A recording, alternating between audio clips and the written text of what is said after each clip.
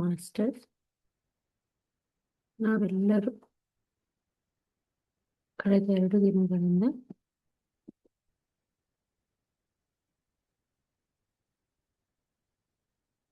ಲೋಕಗಳ ಬಗ್ಗೆ ತಿಳ್ಕೊಳ್ತಾ ಬರ್ತಾ ಇದ್ದೀವಿ.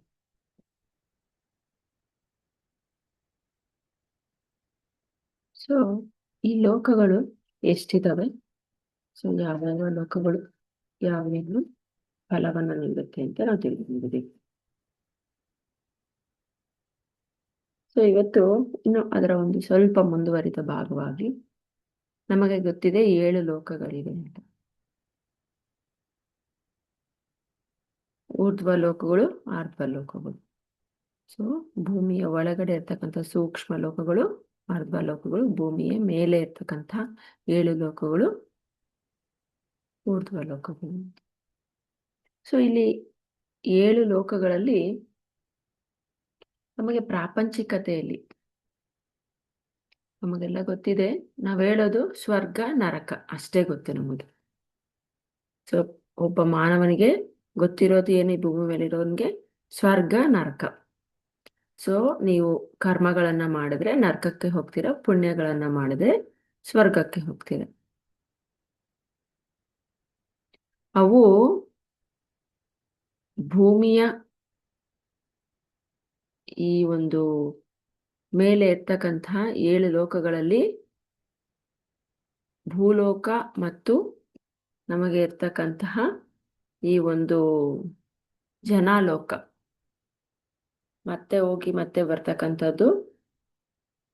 ಅಂದ್ರೆ ಇಲ್ಲಿ ನಾವು ಪೂರ್ಣಾತ್ಮದಿಂದ ಅಂಶಾತ್ಮ ರೆಡಿ ಮಾಡ್ತಾರೆ. ಆ ಅಂಶಾತ್ಮವನ್ನ ಜನಾಲೋಕದಲ್ಲಿ ಬಿಡ್ತಾರೆ, ಆ ಜನಾಲೋಕದಿಂದನೇ ವಾಪಸ್ ಭೂಲೋಕಕ್ಕೆ ಬರ್ತಾನೆ.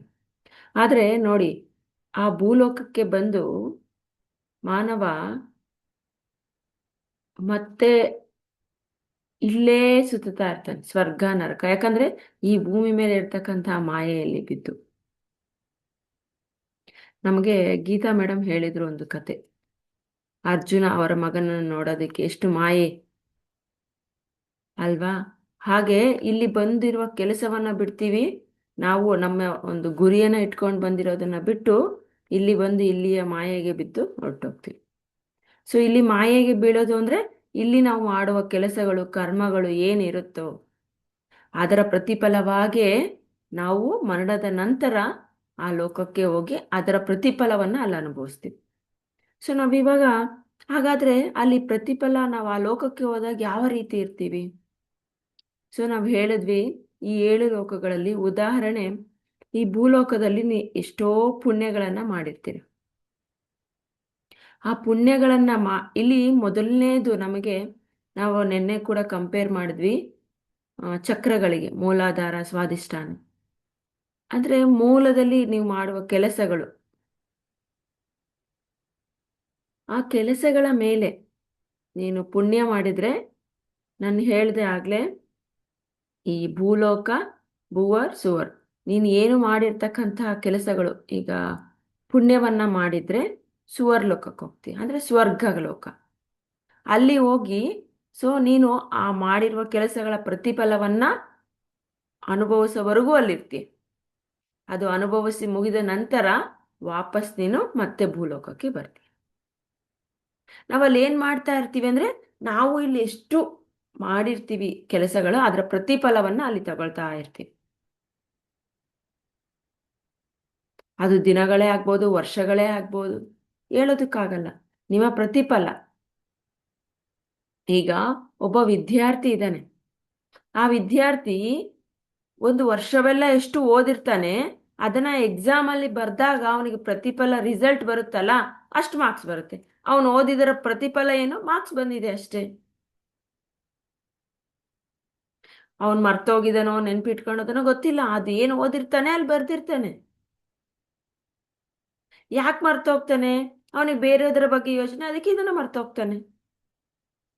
ಅವನ್ ಏನ್ ಇವಾಗ ಎಕ್ಸಾಂಪಲ್, ಅವನಿಗೆ 60% ಮಾರ್ಕ್ಸ್ ಬಂದಿದೆ ಅಂದ್ರೆ ಅವನು ಟೋಟಲ್ ಅಲ್ಲಿ 60% ಓದಿದ್ದಾನೆ, ಅದಕ್ಕೆ ಅವನು 60 ಮಾರ್ಕ್ಸ್ ತಗೊಂಡಿದ್ದಾನೆ ಅಷ್ಟೇ, ಪ್ರತಿಫಲ ಅದು. ಹಾಗೆ ನೀವು ಈ ಭೂಮಿ ಮೇಲೆ ಎಷ್ಟು ಪುಣ್ಯಗಳನ್ನ ಮಾಡ್ತೀರಿ, ಎಷ್ಟು ಕರ್ಮಗಳನ್ನ ಮಾಡ್ತೀರಿ, ನೀವು ಯಾವ ಕೆಲಸಗಳನ್ನ ಮಾಡ್ತೀರಿ, ಅದರ ಪ್ರತಿಫಲವಾಗಿ ಆ ಲೋಕದಲ್ಲಿ ಉದಾಹರಣೆ ನಾನು ಹೇಳ್ದೆ ಇವಾಗ, ನೀವೆಷ್ಟೋ ಇಲ್ಲಿ ಕರ್ಮಗಳನ್ನ ಮಾಡಿರ್ತಾರೆ ಮನುಷ್ಯ. ಆ ಕರ್ಮಗಳನ್ನ ನಮಗೆ ಭೂವರ್ ಲೋಕಕ್ಕೆ ಹೋಗ್ತಾನೆ, ಅಲ್ಲಿ ಬರೀ ಕರ್ಮಗಳ ಮಾಡಿದ್ದಕ್ಕೆ ಅಲ್ಲಿ ಪ್ರತಿಫಲ ಅನುಭವಿಸ್ತಾನೆ. ಆ ಕರ್ಮ ಮಾಡಿದಾಗ ನಾವು ಹೇಳ್ತೀವಿ ನರಕಕ್ಕೆ ಹೋಗ್ತಾನೆ, ಅಲ್ಲಿ ಆ ರೀತಿ ಇರುತ್ತೆ, ಇನ್ನು ಬಾಯ್ಲರ್ ಇರುತ್ತೆ ಸುಟ್ಟು. ಏನೂ ಇಲ್ಲ, ನಿಮಗೆ ಸೂಕ್ಷ್ಮ ಶರೀರ ಇರುತ್ತೆ. ಮೇಡಮ್ ಮೊನ್ನೆ ಮರಣದ ನಂತರ ಜೀವನದಲ್ಲಿ ನಾವು ತಿಳ್ಕೊಂಡ್ವಿ, ಸ್ವರ್ಗಕ್ಕೆ ಹೋಗ್ತಾನೆ, ಅಲ್ಲಿ ಕತ್ಲಿರುತ್ತೆ. ಅವನು ಏನು ಯಾವುದೇ ನೀವು ಮರಣದ ನಂತರ ಹೋದ ತಕ್ಷಣ ನೀವೇನು ಸೃಷ್ಟಿ ಮಾಡ್ಕೋಬೋದು, ನೀವು ಹೇಳಿದ್ದೆಲ್ಲ ಸೃಷ್ಟಿ ಆಗ್ತಾ ಇರುತ್ತೆ. ಅದು ಸ್ವರ್ಗಕ್ಕೆ ಹೋಗೋ, ನರಕಕ್ಕೆ, ಯಾವ ಲೋಕಕ್ಕೆ ಹೋದ್ರೂ ಕೂಡ. ಬಟ್ ಅದರ ಪ್ರತಿಫಲ ನಿಮ್ಮ ಯೋಚನೆಗಳು, ನೀವು ಮಾಡಿರುವ ಕರ್ಮಕ್ಕೆ ತಕ್ಕಂಗೆ ಅಲ್ಲಿ ಸೃಷ್ಟಿ ಆಗ್ತಾ ಇರುತ್ತೆ. ಅದು ನೀವು ಕರ್ಮಗಳನ್ನ ಮಾಡಿದ್ರೆ ನರಕಕ್ಕೆ, ಅದು ಭುವರ್ ಲೋಕ. ಸೊ ಸುವರ್ ಲೋಕ ಸ್ವರ್ಗ, ನೀವು ಮಾಡಿರುವ ಪ್ರತಿಫಲ. ಎಲ್ಲ ಪುಣ್ಯಗಳನ್ನ ಮಾಡಿದ್ರೆ ಅಲ್ಲಿ ಹೋಗಿ ಪುಣ್ಯದ ಪ್ರತಿಫಲಗಳನ್ನ ಅನುಭವಿಸ್ತಾ ಇರ್ತೀರಿ. ನೀವೇನೇನ್ ಮಾಡಿದ್ದೀರಾ ಅದು ಎಲ್ಲದನ್ನ ಅನುಭವಿಸ್ತಾ ಇರ್ತೀರ. ಅದು ಅನುಭವ ಮುಗಿದ ನಂತರ ಮತ್ತೆ ನಿಮಗೆ ಹೊಸ ಅನುಭವ ಬೇಕಲ್ವಾ? ಅವಾಗ ಏನ್ ಮಾಡ್ತೀರಾ? ಮತ್ತೆ ಪುನಃ ಭೂಲೋಕಕ್ಕೆ ಬರ್ತೀರಿ. ಮತ್ತೆ ಭೂಲೋಕಕ್ಕೆ ಬಂದು ಅಲ್ಲಿ ಅನ್ಕೊಂಡ್ ಬಂದಿರ್ತೀರ, ಈ ಅನುಭವ ಮುಗ್ದಿದೆ, ನಾನು ಇನ್ನೂ ಏನೋ ಕಲಿಬೇಕು, ಹೊಸದಾಗಿ ಮಾಡಬೇಕು ನಾನು ಅಂತ. ಆದ್ರೆ ಈ ಭೂಮಿಗೆ ಬರ್ತೀರಾ, ಆ ಇಟ್ಕೊಂಡಿರುವ ಗಮ್ಯ ತಿಳಿಬೇಕು ಅಂದ್ರೆ ಇಲ್ಲಿ ನೀವು ಧ್ಯಾನ ಸಾಧನೆ ಪ್ರಾರಂಭ ಮಾಡಿದಾಗ ಗಮ್ಯ ಗೊತ್ತಾಗ್ತಾ ಹೋಗುತ್ತೆ, ಗುರಿ ಅನ್ನೋದು ಗೊತ್ತಾಗ್ತಾ ಹೋಗುತ್ತೆ. ಅಲ್ಲಿವರೆಗೂ ಮತ್ತೆ ಏನ್ ಮಾಡ್ತೀರಾ?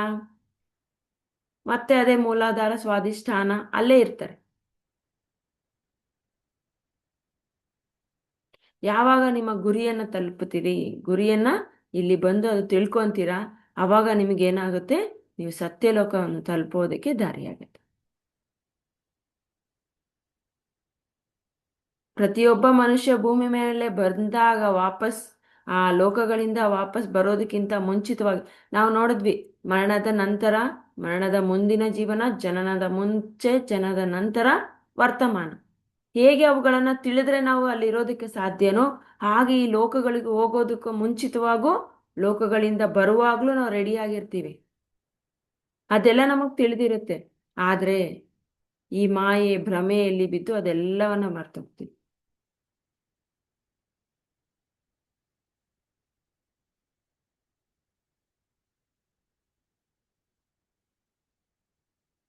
ಸೊ ಇಲ್ಲಿ ನಾವು ಆ ಲೋಕಗಳಲ್ಲಿ ಇದ್ದಾಗ ನಾವು ಮತ್ತೆ ಭೂಲೋಕಕ್ಕೆ ವಾಪಸ್ ಬರುವುದಕ್ಕಿಂತ, ನಾವು ಹೇಳಿದ್ವಿ ಮರಣದ ನಂತರ ನಮಗೆ ಏನ್ ಮಾಡ್ತೀವಿ, ಏನಾಗ್ತೀವಿ ಅಂದ್ರೆ ಮರಣದ ಮುಂಚಿತವಾಗಿ ನಾವೆಲ್ಲವನ್ನ ಸಿದ್ಧವರಾಗಿ ಮಾಡ್ಕೊಂತೀವಿ. ಓಕೆ, ಮರಣಕ್ಕೆ ಸಿದ್ಧ, ಮರಣದ ನಂತರ ನಾನು ಏನೆಲ್ಲ ಮಾಡಬಹುದು, ನನ್ನ ಜೀವನ ಹೇಗಿರುತ್ತೆ ಅದೆಲ್ಲ ನಮಗೆ ತಿಳಿದಿರುತ್ತೆ.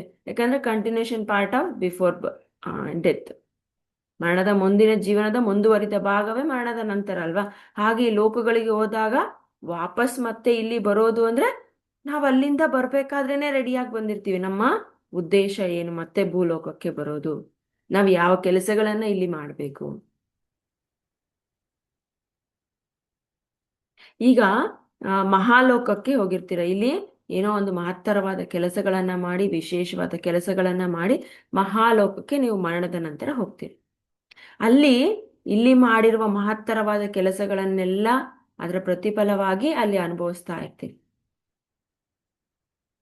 ಅಷ್ಟೇ, ಆ ಲೋಕದಲ್ಲಿ ನಿಮಗೆಲ್ಲ ಸೃಷ್ಟಿ ಆಗ್ತಿರುತ್ತೆ, ನೀವು ಏನ್ ಮಾಡಿದಿರ ಅದ್ರ ಪ್ರತಿಫಲ ಅಲ್ಲಿ. ಸೊ ಆತ್ಮಾಯಣದಲ್ಲಿ ಹೇಳಿದಾರಲ್ಲ, ಅದೇ ರೀತಿಯಲ್ಲಿ ಆ ಲೋಕಗಳಲ್ಲಿ ನೀವಿಲ್ಲಿ ಏನ್ ಮಾಡಿದ್ರ ಪ್ರತಿಫಲ ನಿಮಗೆಲ್ಲ ಕಾಣಿಸ್ತಾ ಇರುತ್ತೆ. ಅಷ್ಟೇ, ಅದನ್ನ ನೀವು ಅನುಭವ ಪಡಿತಾ ಇರ್ತೀರಿ. ಅದು ಎಷ್ಟು ದಿನ? ಅದು ಮುಗಿದ ನಂತರ ಮತ್ತೆ ಏನ್ ಮಾಡ್ತೀರಾ, ಇನ್ನೂ ಹೊಸ ಅನುಭವ ಬೇಕು, ನನ್ ಭೂಲೋಕಕ್ಕೆ ಹೋಗ್ಬೇಕು ಅಂತ ಮತ್ತೆ ರೆಡಿ ಆಗ್ತೀರಿ. ಆ ಭೂಲೋಕಕ್ಕೆ ಬರೋದಕ್ಕಿಂತ ಮುಂಚಿತವಾಗಿ ಮತ್ತೆ ಅಲ್ಲೂ ಕೂಡ ನೀವು ಪ್ಲಾನ್ ಹಾಕಂತೀರಿ, ನಾನು ಭೂಲೋಕಕ್ಕೆ ಬಂದು ಯಾವ ಅನುಭವವನ್ನ ಪಡಿಬೇಕು, ಯಾವ ಕೆಲಸಗಳನ್ನ ಮಾಡಬೇಕು ಇಲ್ಲಿ ಅಂತ. ಆ ಸೂಕ್ಷ್ಮ ಶರೀರದಲ್ಲಿ ರೆಡಿ ಆಗುತ್ತೆ. ನೀವು ಇಲ್ಲಿ ದೇಹದ ತಗೊಂಡು ಮತ್ತೆ ಏನ್ ಮಾಡ್ತೀರಾ, ಅವಾಗ ಆ ಕೆಲಸಗಳನ್ನ ಪ್ರಾರಂಭ ಮಾಡ್ಬೇಕಾದ್ರೆ ದೇಹಕ್ಕೆ ಅಂಟು ಬೀಳ್ತಾರೆ. ಅದೇ ಇಲ್ಲಿ ದೊಡ್ಡ ಕರ್ಮ. ಸೊ ನಾನು ಹೇಳ್ದಂಗೆ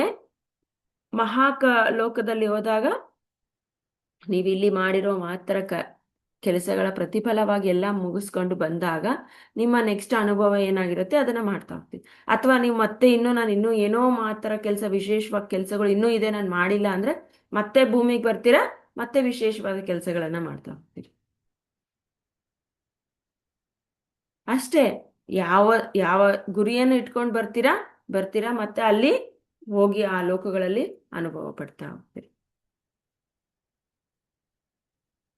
ಸೊ ಈ ಮರಣದ ನಂತರ ಪ್ರತಿಯೊಬ್ಬ ಮನುಷ್ಯನು ಅವನು ಮಾಡಿರುವ ಪ್ರತಿಫಲದ, ಅವನು ಮಾಡಿರುವ ಕೆಲಸಗಳ ಮೇಲೆ ಅವನ ಅನುಭವಗಳು ಆ ಲೋಕಗಳಿಗೆ ಅವನು ಹೋಗ್ತಾ ಹೋಗ್ತಾನೆ. ನಮಗೆ ಈ ಭೂಮಂಡಲ ಅನ್ನೋದು ಒಂದು ಸ್ಕೂಲ್ ಅಷ್ಟೇ. ಈ ಭೂಲೋಕದಲ್ಲಿ ನಾವು ಕಲಿಯೋದಕ್ಕೆ ಬಂದೀವಿ. ಎಲ್ಲಾ ಲೋಕಗಳು ಅಷ್ಟೇನೆ. ನಾವು ಅಲ್ಲಿ ಹೋಗಿ ಅನುಭವಿಸಿ ನೆಕ್ಸ್ಟ್ ಇಲ್ಲಿಗೆ ಭೂಲೋಕಕ್ಕೆ ಕಳಿಸೋದೇ ವಾಪಸ್ ಅನುಭವಕ್ಕೆ.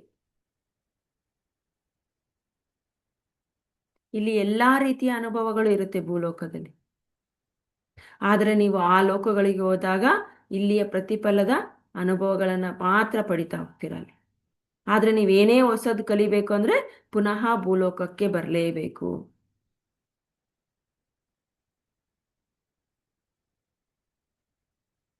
ನೋಡಿ, ಇಲ್ಲಿ ನಾವು ಸತ್ಯವಾಸಿಗಳು ಅಂದ್ರೆ ಎಲ್ಲಾ ಮುಗಿದು ಸತ್ಯದ ಜೊತೆ ಒಂದಾದಾಗ ಸತ್ಯ ಲೋಕಕ್ಕೆ ಹೋಗ್ತಾರೆ, ಪೂರ್ಣಾತ್ಮ ಆಗ್ತಾರೆ. ಆ ಪೂರ್ಣಾತ್ಮದವರು ಈ ಅಂಶಾತ್ಮಗಳನ್ನ ರೆಡಿ ಮಾಡಿದಾಗ ಆ ಅಂಶಾತ್ಮಗಳನ್ನ ಭೂಲೋಕಕ್ಕೆ ಡೈರೆಕ್ಟ್ ಆಗಿ ಬಿಡೋದಿಲ್ಲ. ಸೊ ಅವರನ್ನ ಜನಾಲೋಕದಲ್ಲಿ ಬಿಡ್ತಾರೆ. ಸೊ ಆ ಜನಾಲೋಕದಲ್ಲಿ ಆ ಅಂಶಾತ್ಮಗಳು ಅಲ್ಲಿ ರೆಡಿಯಾಗಿ ಅಲ್ಲಿಂದ ಜೀವಾತ್ಮ ಅವು ಜೀವಗಳಾಗಿ ಭೂಲೋಕಕ್ಕೆ ಬರುತ್ತೆ. ಅದನ್ನು ನಾವು ಸೂಕ್ಷ್ಮವಾಗಿ ಇಲ್ಲಿ ಗಮನಿಸ್ಬೇಕು. ಸೊ ಆ ಪೂರ್ಣಾತ್ಮಗಳು ಅಂಶಾತ್ಮಗಳನ್ನ ರೆಡಿ ಮಾಡೋದು ನೋಡಿ, ಸೃಷ್ಟಿಕರ್ತರು ಅಂತ ನಾವು ಹೇಳಿದ್ವಿ. ಸತ್ಯಲೋಕವಾಸಿಗಳು ಸೃಷ್ಟಿಕರ್ತರು, ಅವರೆಲ್ಲವನ್ನ ಸೃಷ್ಟಿ ಮಾಡ್ತಾರೆ. ಆ ಅಂಶಾತ್ಮಗಳನ್ನ ಸೃಷ್ಟಿ ಮಾಡಿ ಜನಾಲೋಕದಲ್ಲಿ ಜನಾಲೋಕದಲ್ಲಿ ಬಿಟ್ಟು ಅಲ್ಲಿ ಜೀವಾತ್ಮಗಳಾಗಿ ರೆಡಿ ಆಗ್ತಾರೆ. ಅವರು ಪುನಃ ಮತ್ತೆ ದೇಹವನ್ನು ತೆಗೆದುಕೊಂಡು ಭೂಲೋಕಕ್ಕೆ ಬರ್ತಾರೆ. ಆ ಅಂಶಾತ್ಮಗಳು ಡೈರೆಕ್ಟ್ ಆಗಿ ನಮಗೆ ಈ ಭೂಲೋಕಕ್ಕೆ ಬರಲ್ಲ. ನಾನು ಹೇಳ್ದೆ, ಈ ದೇಹವನ್ನು ಸೃಷ್ಟಿ ಮಾಡುತ್ತೆ, ಒಳಗಡೆ ಅಂಗ ಎಲ್ಲವನ್ನ ಬದಲಾವಣೆ ಮಾಡ್ತಾ ಇರುತ್ತೆ ಸೃಷ್ಟಿಯಲ್ಲಿ. ಯಾವುದು? ಪೂರ್ಣಾತ್ಮ, ಈ ಸತ್ಯಲೋಕ ವಾಸಿಗಳು.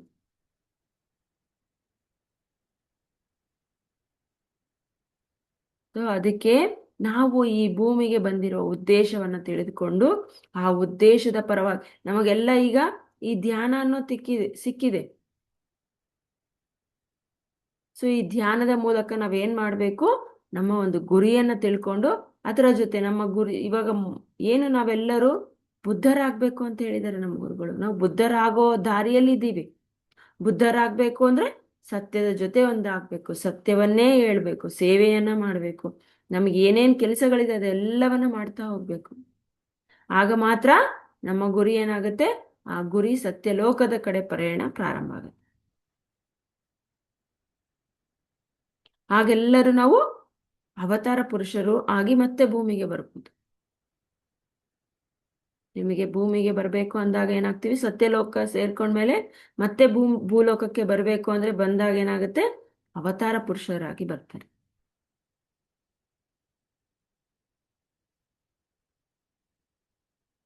ಅದಕ್ಕೆ ನಾವು ಆಲ್ರೆಡಿ ಧ್ಯಾನದಲ್ಲಿ ಇರೋದ್ರಿಂದ ಮಾಸ್ಟರ್ಸ್, ಈ ಲೋಕಗಳು ಅನ್ನೋದು ನಮಗೆಲ್ಲ ಗೊತ್ತಿದೆ. ನಾವು ಈಗ ನಮ್ಮ ಗುರಿಯನ್ನ ನಾವು ಗಟ್ಟಿಯಾಗಿ ಇಟ್ಕೊಂಡು ಅದರೆಡೆಗೆ ಅಂದ್ರೆ ಪ್ರತಿ ಕ್ಷಣ ನಾವು ಎಚ್ಚರ ಸ್ಥಿತಿಯಲ್ಲಿ ಇರಬೇಕು. ನೀವು ಮಾಡುವ ಕೆಲಸ ಪ್ರತಿಫಲ ನಮಗೆ ಗೊತ್ತಿದೆ. ಅದಕ್ಕೆ ಎಚ್ಚರ ಸ್ಥಿತಿಯಿಂದ ನಾವು ಮಾತನಾಡುವುದು, ನಾವು ಕೇಳುವಂತ ವಿಷಯ, ನಾವು ನೋಡುವಂತ ಪ್ರತಿಯೊಂದು ಎಚ್ಚರವಾಗಿರ್ಬೇಕು. ನಾವು ಕೇಳುವಂಥದ್ದು ಬೇಡವಾಗಿದ್ರೆ ಅಲ್ಲೂ ವ್ಯರ್ಥನೆ, ನಾವು ನೋಡುವ ವಿಷಯ ಬೇಡವಾಗಿದ್ರೆ ಅಲ್ಲೂ ವ್ಯರ್ಥನೆ. ಅದರಿಂದ ನಮ್ಮ ಶಕ್ತಿ ವ್ಯರ್ಥ ಆಗುತ್ತೆ, ಮತ್ತೆ ನಾವು ಈ ಒಂದು ವರ್ತಮಾನದಲ್ಲಿ ಇರೋದಿಕ್ಕಾಗೋದಿಲ್ಲ. ಬೇಡದೆ ಇರ್ತಕ್ಕಂಥದ್ದನ್ನು ನೋಡಿದಾಗ ವರ್ತಮಾನ ಮನಸ್ಸು ಮತ್ತೆ ಓಡ್ತಾ ಹೋಗುತ್ತೆ. ಅದಕ್ಕೆ ನಾವು ಎಷ್ಟು ಈ ವರ್ತಮಾನದಲ್ಲಿ ಇರ್ತೀವಿ, ಆಗ ನಮ್ಮ ಒಂದು ಪಯಣ ಏನಾಗುತ್ತೆ, ನಾವು ಏನು ಗುರಿಯನ್ನು ಇಟ್ಕೊಂಡ್ಬಂದಿರ್ತೀವಿ ಆ ಗುರಿಯೆಡೆಗೆ ಇರುತ್ತೆ. ಅದಕ್ಕೆ ಇದರಲ್ಲಿ ನಮ್ಮ ಗುರುಗಳು ಹೇಳೋದು ಕೊನೆಯದಾಗಿ, ನಾವು ಈ ಲೋಕಗಳನ್ನು ತಿಳಿದಿದ್ದೀವಿ. ಆಲ್ರೆಡಿ ನಾವು ಈ ಒಂದು ತಪೋಲೋಕದಲ್ಲಿದ್ದೀವಿ. ತಪಸ್ಸು ಮಾಡಿ ಆಲ್ರೆಡಿ ಆಗೋಗಿದೆ, ಎಲ್ಲರೂ ಧ್ಯಾನದಲ್ಲಿದ್ದಾರೆ. ಸೊ ಈಗ ಕೊನೆಯದಾಗಿ ಈ ಸತ್ಯಲೋಕಕ್ಕೆ ಪಯಣ, ನಾವೆಲ್ಲ ಪೂರ್ಣಾತ್ಮ ಆಗಬೇಕು, ನಾವೆಲ್ಲ ಬುದ್ಧರಾಗಬೇಕು. ನಾವೆಲ್ಲ ಬುದ್ಧತ್ವ ಅಂದರೆ ನಾವು ಧ್ಯಾನವನ್ನು ತಿಳಿದಿದ್ದೀವಿ. ಸುಮ್ಮನೆ ಕೂತ್ಕೋಬಾರ್ದು, ಮನೆ ಮನೆ ಊರು ಊರು ತಿರುಗಿ ಧ್ಯಾನ ಪ್ರಚಾರ ಮಾಡಬೇಕು. ಎಷ್ಟೆಷ್ಟು ಸೇವೆ ಇದೆ ಸೇವೆಗಳನ್ನೆಲ್ಲ ಮಾಡಬೇಕು.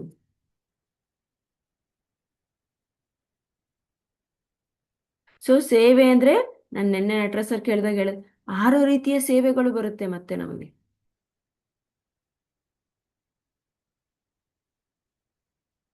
ಆ ಎಲ್ಲ ಸೇವೆಗಳನ್ನು ನಾವು ಮಾಡ್ತಾ ಹೋಗ್ಬೇಕು.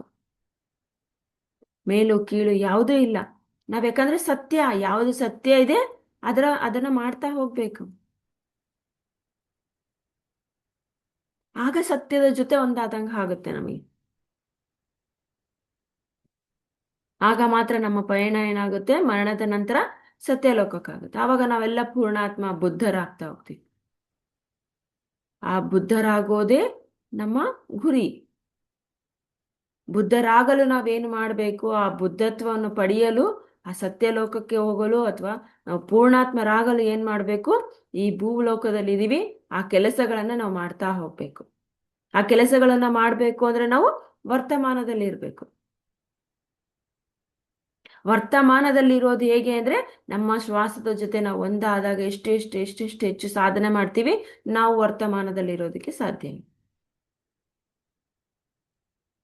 ಅದಕ್ಕೆ ನಮ್ಮ ಗುರುಗಳು ಹೇಳೋದು, ನಾವು ಯಾವಾಗಲೂ ಸತ್ಯದ ಜೊತೆ, ನಮ್ಮ ಈ ಸತ್ಯ ಅನ್ನೋದು ನಮ್ಮ ಉಸಿರು, ಅದು ಮೇಲಾಗಲ್ಲ ಕೀಳಾಗಲ್ಲ, ಯಾವಾಗಲೂ ತಟಸ್ಥ ನೋಡಿ ವರ್ತಮಾನದಲ್ಲಿ ಅದರ ಕೆಲಸ ಅದು ನಡೀತಾನೇ ಇರುತ್ತೆ.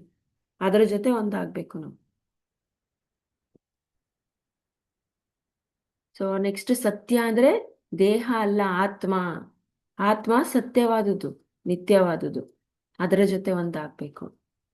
ನಾವು ಈ ದೇಹ ಅಲ್ಲ ಆತ್ಮ ಅನ್ನೋದನ್ನು ತಿಳ್ಕೋಬೇಕು.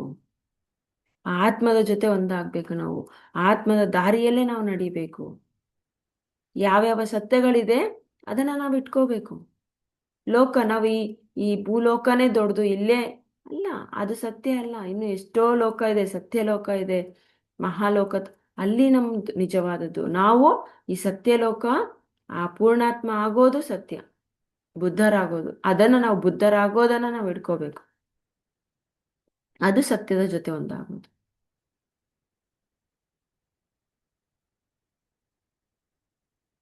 ಸೊ ಈ ಲೋಕಗಳಲ್ಲಿ ನಾನು ಹೇಳಿದೆ, ಈ ಭೂಲೋಕದಲ್ಲಿ, ಈ ಸೌರಮಂಡಲದಲ್ಲಿ ಎಷ್ಟೋ ಲೋಕಗಳಿವೆ. ಅದರಲ್ಲಿ ಭೂಲೋಕ ಅನ್ನೋದು ಒಂದು ಲೋಕ, ಕೋಟ್ಯಾನು ಕೋಟಿ ಲೋಕಗಳಲ್ಲಿ ಒಂದು ಲೋಕ. ಹಾಗೆ ನಮಗೆ ಗೊತ್ತಿದೆ ಕರ್ಮಗಳ, ಯಾವ ರೀತಿಯ ಕರ್ಮಗಳಿದೆ ಅಂತ. ಹಾಗೆ ನೀವು ಇಲ್ಲಿ ಯಾವ ರೀತಿಯ ಕರ್ಮವನ್ನ ಮಾಡಿರ್ತೀರಿ, ಅದರ ಪ್ರತಿಫಲವನ್ನ ಈ ಒಂದು ಭುವರ್ ಲೋಕದಲ್ಲಿ ಅನುಭವಿಸ್ತಾ ಹೋಗ್ತೀರಿ. ಮತ್ತೆ ಭುವರ್ ಲೋಕಕ್ಕೆ ಹೋದಾಗ ಅಲ್ಲಿ ವಿಧ ವಿಧವಾದಂತಹ ಲೋಕಗಳಿರುತ್ತೆ. ಸುವರ್ ಲೋಕ, ಅಲ್ಲೂ ಬೇರೆ ಬೇರೆ ಲೋಕ. ಹೇಗೆ ಈ ಭೂಲೋಕದಲ್ಲಿ ನಾನು ಹೇಳಿದೆ ಸೌರಮಂಡಲದಲ್ಲಿ ಎಷ್ಟು ಲೋಕ, ಭೂಲೋಕ ಅನ್ನೋದು ಒಂದು ಅಂತ, ಹಾಗೆ ಸುವರ್ ಲೋಕದಲ್ಲಿ, ಭುವರ್ ಲೋಕದಲ್ಲಿ, ಈ ಜನಾಲೋಕದಲ್ಲಿ ಎಷ್ಟೋ ಲೋಕಗಳಿರುತ್ತೆ.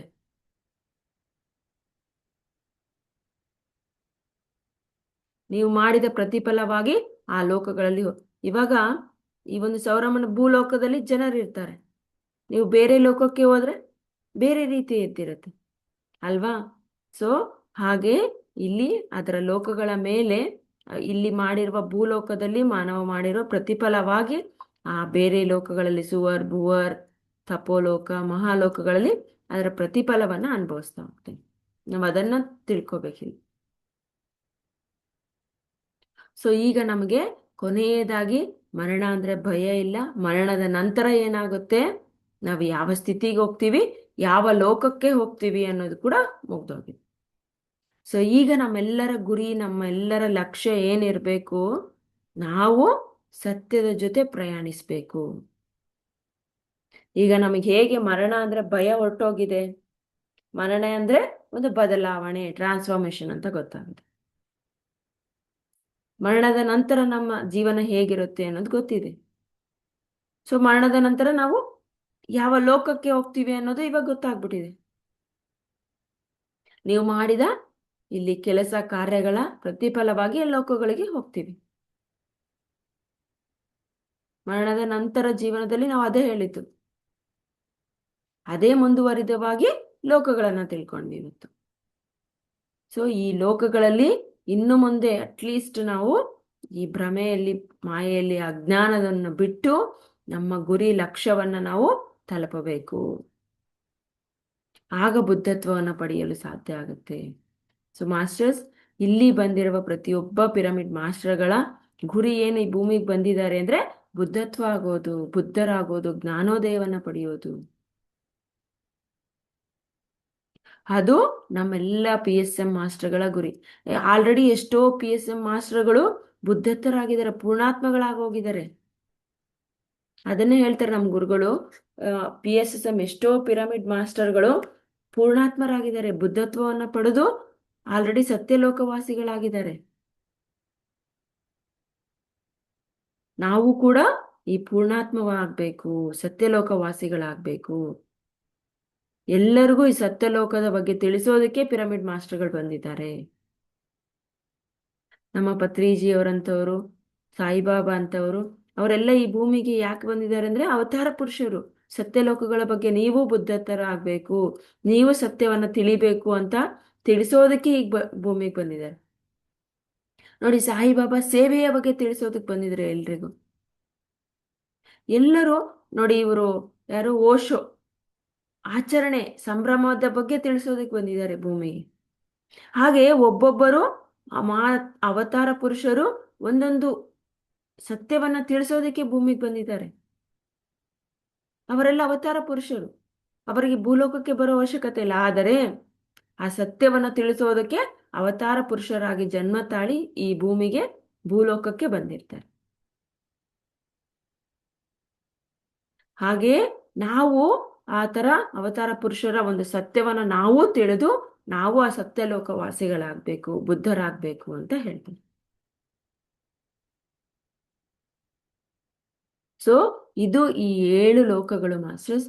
ನಮ್ಮ ಮರಣದ ನಂತರದ ಜೀವನದಲ್ಲಿ ನಾವು ಯಾವ ಫಲವಾಗಿ, ಮರಣದ ಮುಂಚಿನ ಒಂದು ಜೀವನದ ಫಲವಾಗಿ ಮರಣದ ನಂತರದ್ದು ಅದರ ಅನುಭವವನ್ನು ಅನುಭವಿಸೋದಕ್ಕೆ ಆ ಲೋಕಗಳಿಗೆ ಹೋಗ್ತೀವಿ. ಇಷ್ಟು ನಮ್ಮ ಜೀವನ ಈ ವಿಧವಾಗಿರುತ್ತೆ. ಈ ಲೋಕಗಳು ಅನ್ನೋದು ಇಷ್ಟು ಇದೆ. ಇದರಲ್ಲಿ ನಾವು ಅನುಭವವನ್ನು ಪಡೆದು ಮತ್ತೆ ಬರ್ತಾ ಇರ್ತೀವಿ. ಕೊನೆ ಎಲ್ಲಿಗೆ ಅಂದ್ರೆ ನಾವು ಪೂರ್ಣಾತ್ಮ ಆಗೋವರೆಗೂ ಮತ್ತೆ ಮತ್ತೆ ಮತ್ತೆ ಮತ್ತೆ ಈ ಭೂಲೋಕಕ್ಕೆ ಅನುಭವವನ್ನು ಪಡೆಯಲು ಬರ್ತಾನೆ ಇರ್ತೀವಿ. ಸೊ ಅದಕ್ಕೆ ನಾವು ಈಗ ಆಲ್ರೆಡಿ ಧ್ಯಾನದಲ್ಲಿ ಇರೋದ್ರಿಂದ ನಾವೆಲ್ಲರೂ ಈ ಬುದ್ಧತ್ವರಾಗಬೇಕು. ಬುದ್ಧತ್ವವನ್ನು ಪಡಿಬೇಕು ಅಂದ್ರೆ ಸತ್ಯದ ಜೊತೆ ಒಂದಾಗಬೇಕು. ಸತ್ಯ ಅಂದ್ರೆ ಏನು ನಮಗೆಲ್ಲ ತಿಳಿದಿದೆ. ಅದರ ಜೊತೆ ನಾವೆಲ್ಲರೂ ಒಂದಾಗ್ತಾ ಬುದ್ಧರಾಗೋಣ. ನಾವೆಲ್ಲರೂ ಬುದ್ಧರೇ ಅಂತ ನಮ್ಮ ಗುರುಗಳು ಆಲ್ರೆಡಿ ನಮಗೆ ಬೋಧಿಸ್ಬಿಟ್ಟಿದ್ದಾರೆ. ಮೈ ಡಿಯರ್ ಬುದ್ಧಾಸ್ ಅಂತಾನೆ ಹೇಳ್ತಾರೆ ಸರ್, ಮೈತ್ರೇಯ ಬುದ್ಧರು. ಸೊ ಈ 7 ಲೋಕಗಳು, ಈ ಲೋಕಗಳ ಬಗ್ಗೆ ನಾವು ಅದ್ಭುತವಾಗಿ ತಿಳಿದುಕೊಂಡಿದ್ದೀವಿ. Thank you very much masters.